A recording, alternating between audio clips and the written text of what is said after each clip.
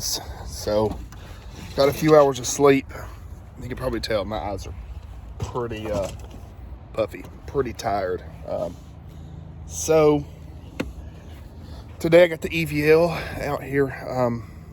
So, whenever I was initially installing the peep sight, I accidentally clipped a couple of fibers by mistake. So I had to cut the peep and move it. So I got a deal on a set of strings, and I'm gonna relace this thing. I mean, the bow would probably be 100% fine like it is, because I only cut like a half of like one or two strands.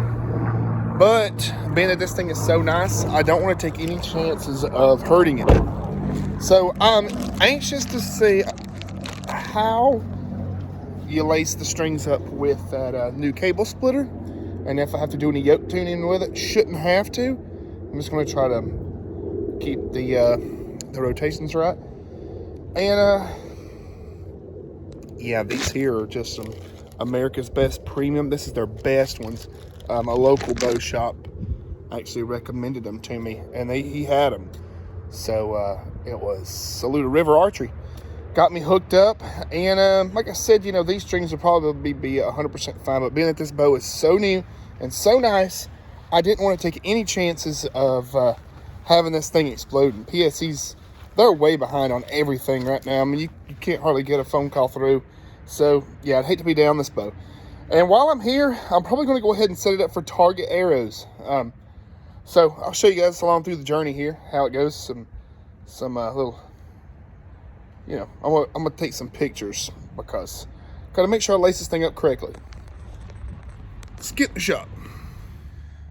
All right, so technically I could just get away with replacing this top string. Here's where some of the strands are screwed up. It's mainly up here in the peep, and I've wrapped it real tight, but I still don't want it to come apart. So right here they has these yoke splitters. So I want to take a picture of how these are laced. So it looks like this side here is coming, that's the bottom one going up, the top one going this way. But I'm going to take plenty of pictures, and yeah, here's the new strings, red and black, matching the bow. So it'll be great, real good. I still have the Hoyt Smoke Carbonite. I might go ahead and set this thing up and just have an old school shooter bow.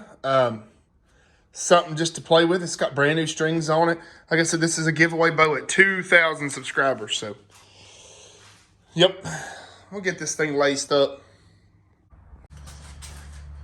All right, so I'm gonna go ahead and take the bowstring off here.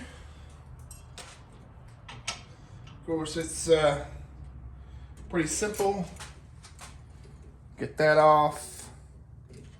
And we're just gonna do one string at a time. One string at a time, I should say. Sorry. Gotta remember that this one here is going on the top, going to the bottom side of this cam.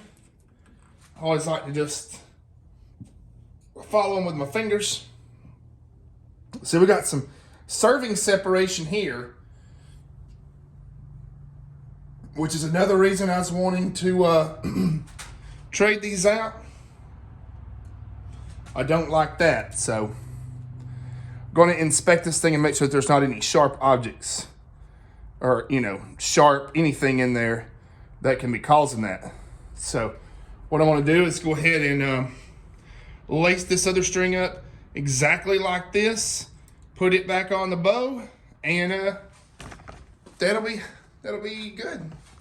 So remember this one here, top, bottom. So, yep, easy as pie. And where these come out of here, they just kind of loose here. So, yep, these are your yoke splitters, and this gives you the ability to yoke tune, which is awesome.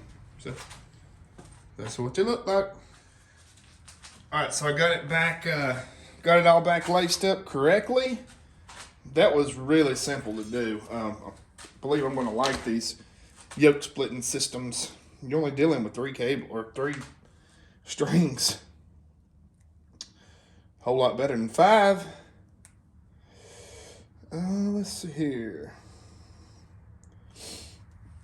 What I'll do is I'll let the bow relax, or I say relax, but I'll put tension on these strings, and I'm gonna let them sit for about 2 hours, and then I'll go to tuning it. I'll go to putting it on the drawboard and getting it perfect. I'll show you guys how you want to do that. So, one thing I'll just go ahead and say, if you put it on the drawboard, and if whichever side's hitting the first, whichever cam, that's the one you want to take a twist, put a twist in, which I'll show you. So that thing looks amazing. These strings look good. And like I've said before, I normally get my strings from the Archer Shack. They're just really busy right now. And I actually got a little bit of money from the seller of this bow. So the bow, I think that it might have been a demo at one time, because I said that I'd clipped one of these strings, but they were already one of them was already frayed just a little bit whenever I got it. So I contacted the seller and I was like, hey, these strings got a little spot in them. And he said that he had a peep in it, I guess, in his shop.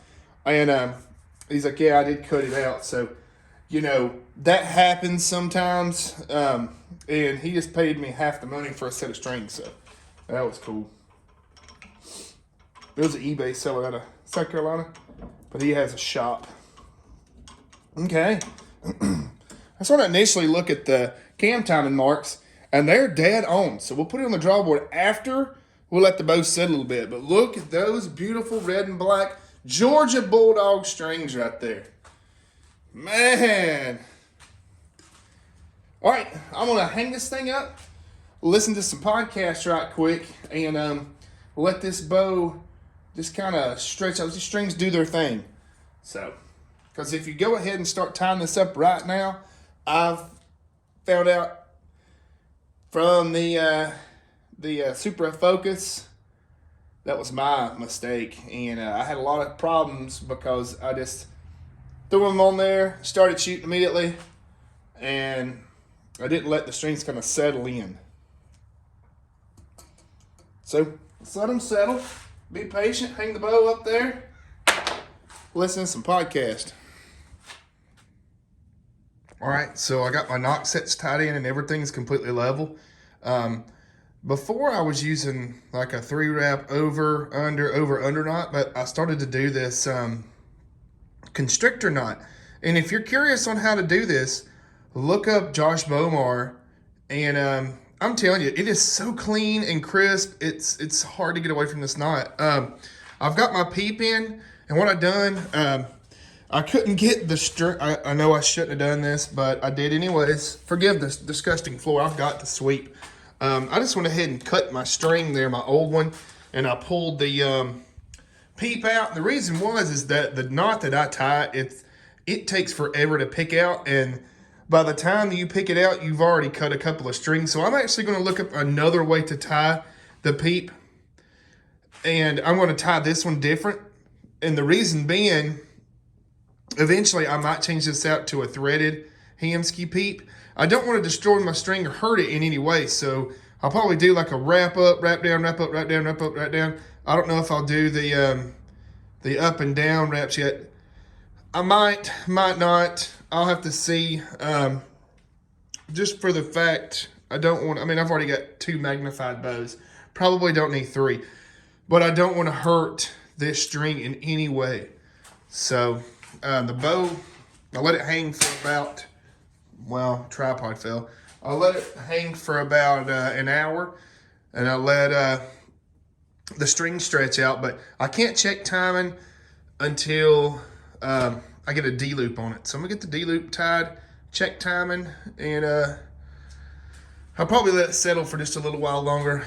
Probably flip a couple of shots through it, let the string start to settle, and just really take our time with this thing. Not in any hurry. I tell you, this red and black really pop with these black limbs. I thought I was going to set it up with those target arrows, but I really like the narrow or the micro diameter arrows. They're pretty mint, so, and they fly really great in wind. All right, we'll get back to listening to Snoop Dogg and Joe Rogan. If you haven't listened to that podcast, it's great. It's not often that happens. Look there. Right out of the gate. Checked it on the draw board. I didn't even have to record on how to check the timing because it was in time. So I'm impressed with this set of strings here. Really impressed. Super, super, super impressed. That thing, perfect. So I'm gonna hang it for a little while longer, let it settle. I got this slight peak rotation this way. I'm gonna let the strings kind of settle out and see what it's, see what it does. Then I'll probably go ahead and tie that peep in permanently just because it is shooting so well. Yeah, it's gonna look good. Guys, won't you look at this beautiful thing? I went ahead and redone my drive cable. I like to do that with these Hamskys.